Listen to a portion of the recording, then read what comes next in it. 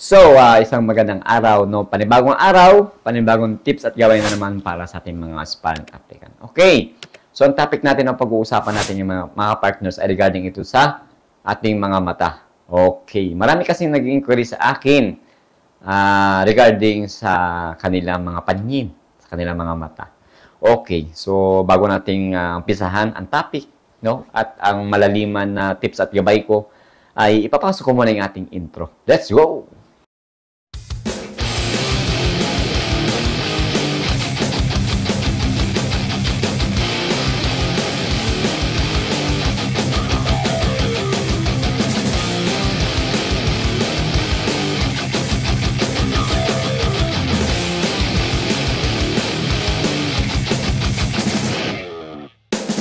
So, mga partners, no? Isang magandang araw sa inyong lahat. Okay? At itong topic natin ay tips at gabay ko lamang at opinion ko lamang ito, mga partners. Disclaimer, hindi po tayo dito expert pagdating sa mata. Hindi po ako doctors. Pero, i-share ko lang sa inyo yung mga naging experience ko. Okay? At syempre, yung ating nalalaman kaunti. Okay? At syempre, yung opinion ko, mga partners. Okay, may nagtanong dito. Okay, mga partners, na Sir, nakasalamin po ako, sir, at medyo malabo yung mata ko. Yan. DQ na po ba yan? Okay, pagdating sa medical. Okay, so yung tanong na yan, mga partners, ang sagot ko po dyan ay hindi po kaagad DQ yan. Okay, mga partners. Nakadepende kasi yan, mga partners, kung maipapasa mo yung ibibigay ng health unit natin na test sa inyo. Okay, nag-adjust po yan. Okay, so, tatanungin naman yan, mga partners, kung ano ang iyong history pagdating sa iyong mga mata. Okay, kung ikaw ay nakasalamin, ikaw ba, tatanungin ka naman ng ating health unit, okay, ng ating nurse, kung ikaw ba ay farsighted, ikaw ba ay nearsighted, no? Kung gaano kalayo ang iyong nakikita, yan. So, may mga test po yan. Okay? So, ang sagot ko po lagi sa mga ating mga aspirant applicant regarding dyan, hindi porket nakasalamin po kayo, ay DQ na po yan. Okay?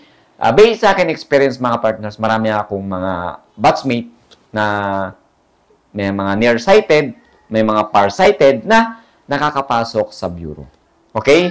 So, ang tips lang nila sa akin noon ay ipasa mo lang kung ano yung ibinigay na test sa inyo. Doon naman nakadepende lahat ng ang inyong performance, mga partners, no? Ang inyong result. Okay? Kung kayo ba ay babagsak at papasa. Okay, makapasok. Okay? So, umiyak yung aking dalawa kasi dito yung baby, no? Isang pamangkin ko at isang anak ko. Yan, naglalaro sila. So, back to topic tayo, mga partners. Okay. So, yung mga partners, no? So, pasensya na kayo, mga partners. Hindi ko kayo straight to the point na masagot dahil, sabi ko kanina, disclaimer, hindi ako expert sa mata, hindi ako doctors. Okay? Lahat na lumalabas sa bibig ko, mga partners, ay opinion ko. At syempre, nakabase sa akin experience. Okay?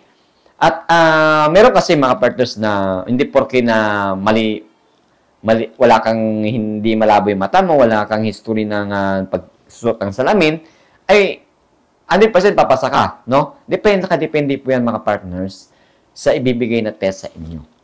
Okay? So, mga partners, no? Meron kasi mga test na para sa mga nakasalamin, no? May tinatawag tayo na konsiderasyon. Ayan. Swerte natin kung nabigyan tayo ng konsiderasyon. Okay? So, yung mga partners, no? Meron kasi yung mga test, for example, Ishihara test for color blindness, no? So, dan mga partners, ay tips at gabay ko ito, mga partners, based sa akin naging experience, aralin ninyo yung Ishihara na yan. Okay? So, bumili kayo, okay, ng card. Meron nabibili yan sa National Bookstore, mga kapartners. Okay? Ito ay disclaimer, hindi ako expert pagdating sa mata, no? Hindi ako doctors. Okay? Hindi ko profession yan. Okay? Pero, opinion ko to, at syempre, tips at gabay ko dahil ginawa ko ito. Okay? So, bumili kayo sa Ishihara test, no? Sa Ishihara test kasi ito ay para sa mga color blindness. Yan. Okay? So, ang tips at gabay ko dyan, napapractice yan, mga partners. Bumili kayo ng cards na may nabibili ang 1 to 100. Kung wala kayong mabibili sa National Bookstore sa internet. Ayan. Sa internet kasi, iba kasi yung reflection ng lights. Eh. Mas maganda kasi kung cards ang bibili ninyo. Okay, marami ang pumunta kayo ng Divisoria. Marami kayo bibili hanggang 1 to 100 na Ishihara. Okay? Tips number 1. Okay, sa Ishihara, okay, ang gawin po ninyo, magsukat kayo ng layo ng Ishihara. For example, half meter. Ayan. Half meter, 1 meter, okay, hanggang 2 meter. Mas malayo na yung 2 meter eh. Ang gusto ko lang palabasin dito ay para ma-practice yung mata ninyo. Okay, kung alam nyo na kayo ay may kalabuan. Okay, may kalabuan. Kung kayo ay medyo malabo ang inyong paningin. O naka-sunglasses kayo. May suit-suit kayong sunglasses. Okay? Labas dito kung kayo ay nearsighted, kung kayo ay farsighted. Sa Ishihara po, na pag-aaralan po yan. Yan yung tips at gabay ko sa inyo. Okay? Mag-effort kayo. Okay? So, karamihan sa Ishihara doon kadalasan nagkakaroon ng problema. Okay? Kasi minsan, papatakpan yung mata nyo. Minsan naman, wala. Katingin lang kayo doon. Ayan. Okay? So, tips ko sa inyo, magsukat kayo. Okay? Sa half meter. Okay? Kalahati ng 1 meter, di ba? Sipatin ninyo. Aralin ninyo. Yan. Practicein ninyo. Napapractice po yan, mga partners. Maniwala kayo sa akin. Okay? Kung hindi nyo papracticein talaga, may hirapan kayo, magkakaroon kayo ng struggle sa isip ninyo. Kakabahan kayo. Yung kaba na yun, nakakapekto yun sa paningin ninyo. Okay? So, yun lang po ang tips at gabay ko sa inyo. Aralin ninyo. Okay? Magsukat kayo. Kadalasan naman kasi, hanggang dito po yan. May table dyan, nakaupo kayo. Okay? May table, nakaupo, nakaganyan. Lalapag po dyan kung ano yung number na yun. Yung Ishihara test na yun. Lalapag yun. Kung ano nakikita mong numbers. Yan. Aralin ninyo. Kaya sinasabi ko, magsukat kayo para syempre, pinakamalayo, 1 meter na. Sipatin nyo. Magpatulong kayo, sipatin nyo. Okay? Sa pag-Ishihara test naman po, ay wala naman po yung time pressure. Basta masipat lang ninyo. Okay? Huwag na yung pressurein. Kaya sabi ko sa inyo, aralin nyo, practicein ninyo yung Ishihara test na yan. Okay? Kasi marami dyan bumabagsak. Okay? At yung, numbers in alphabetical naman, yung layo naman. Napapractice din yun, mga partners, ha? Ang kadalasan ng ang layo nun ay, I think, 1 meter to 5 meters. Mas malayo na ngayon, eh. No, pero aralin nyo hanggang 5 meters. Okay? So, kabisaduhin ninyo yung numbers, kabilaan yun eh. Tapos, letter. Letter from big to smallest yan. Okay? So, may mga sukat dyan kung kayo ba nearsighted o kayo ay farsighted na inyong paningin.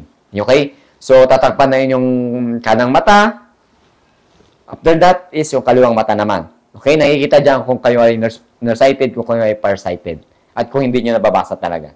Okay? Ang technique po dyan, mga partners, ay huwag nyo ididikit yung inyong palad.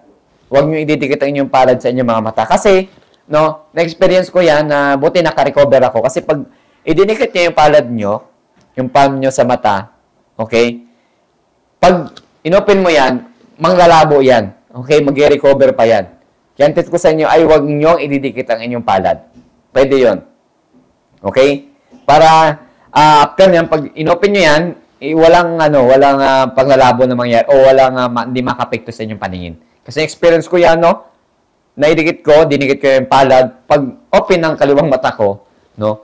Medyo ng labo, no? Ang tagal nang na-recover niya. Segundo bago bumalik yung linaw. Ganun po. Kaya ang tips ko sa inyo ay ilayo nyo lang. Takpan nyo lang pero hindi nakadikit sa inyong mga mata yung inyong palm. Okay? Para hindi makapekto yung labo. Kasi minsan, no, may pawis tayo, minsan may mga mata-mata pa tayo, hindi natin napapansin. Minsan, pag idikit natin yon at nakapekto yun, no, yung basa, yung kamay natin nakapekto yan. Pag dinikit mo yan, okay? Kahit wag nyo na masyadong i-close yung inyong isang mata. Kasi tatakpan naman, wag nyo masyadong i-close. Required yan. Basta ito nakatakip to. Yan ang importante dyan. Kaya pag kinlose nyo kasi nakaganyan yan, tapos itinakpan nyo pa, pag inopen nyo yan, mag-recover pa yan. Okay, mga kaparts. Yan ang tips ko sa inyo, ha? Tapos napapractice kasi yung ano eh. Ano ba ang tawag dyan? So, pasensya na kayo, disclaimer, no? Kalimutan ko ang tawag doon sa may, nakadistance kayo doon sa picture. Ano ba ang tawag doon? So, please comment below kung ano yun. No? Pasensya na. Okay, pasensya na. Yun ang tips ko sa inyo. Okay? Sa Ishihara test na yan, sa eye test na yan, mga carbs, kailangan nyo lang bumili ng mga carbs. Kailangan nyo lang i-practice ang inyong paningin. Ano po? So, yan yung tips at gabay ko pagdating sa inyong mga mata. Okay? So, yun mga partners, no? Itong aking sinasabi ay aking naging experience at aking opinion. No? Yan ang tips at gabay ko sa inyo. Okay? Sa mga may mga salamin dyan, okay? May mga suot-suot na salamin. Yung sinabi ko kasi mag-practice na kayo sa Ishihara test na yan. Napapractice po yan. Maniwala kayo sa akin. Okay? Kasi pag hindi nyo na-practice yan, no? Kayo na nga medyo may kalabuan, tapos hindi nyo papapracticein. No? Yung kaba na nararamdaman ninyo that day ng inyong medical eye test na yan, mga partners, nakaka-apekto yan sa inyong performance. Pag kayo kinabahan, di ba? Hindi makakapag-focus yung isip ninyo. Apekto yan sa paningin nyo. No? So, disclaimer ha, hindi ako expert pagdating sa mata. Hindi ako doctor. Hindi ko profession yan. Pero, dahil sa naging na-experience ko, syempre, yung mga information na galing sa mga batchmate ko, i-share ko sa inyo para kahit pa paano makakatulong sa inyo. Na po mga partners. Okay? Yun lang po ang aking tips at gabay para syempre medyo karoon kayo ng hope. Yan, pag-asa na, ay, maaari pa pala ako makapasok. Tama si Sir. Napapractice naman yan. Tama si Sir na mabibigyan naman ng konsiderasyon yan. Okay? Sa may mga nagtatanong sa akin yung vision na 120, ganun, hindi ko po kayo masasagot kung yung may papasa. Okay? Tips ko sa inyo, kung yun ang inyong katanungan, maaari kayong magpumunta sa mga pinakamalapit na lab. Doon kayo magtanong. Okay? Kung normal ba yun o babagsak yun. Kasi, based on experience, marami kasi ang mga batchmate na nakasalamin na nakapasok. Yan. Ha? Okay? At least, nabigyan ko kayo ng pag-asa, no? At motivation sa video na ito. Okay? So, sa may mga kapartners natin dyan, aspirant applicant natin dyan na may suot-suot na sunglasses. Okay? Ngayon pa lang po. Okay? Huwag muna kayo magpo-focus sa mga inyong nakakapekto sa mata, ha? Tulad ng mga cellphone na medyo malalapit sa inyo. Practice nyo matulog ng maaga. Okay?